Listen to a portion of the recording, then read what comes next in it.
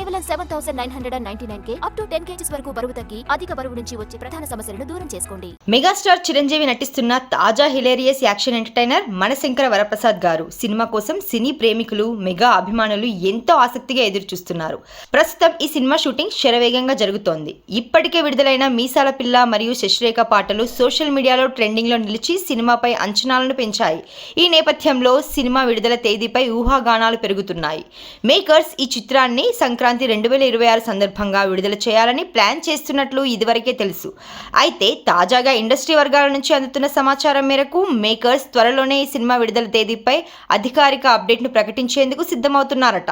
జనవరి 12, 2026న సినిమాను ప్రేక్షకుల ముందుకు తీసుకురావాలని నిర్మాతలు ప్లాన్ చేస్తున్నట్లు ఇన్సైడ్ టాక్ వినిపిస్తోంది.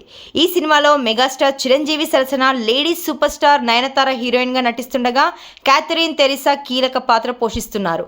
ప్రత్యేక ఆకర్షణగా విక్టరీ వెంకటేష్ ఒక పవర్ఫుల్ అతిథి పాత్రలో కనిపించనున్నారు. ఈ చిత్రానికి భీమ్ సిసిరోలియో సంగీతం అందిస్తున్నారు.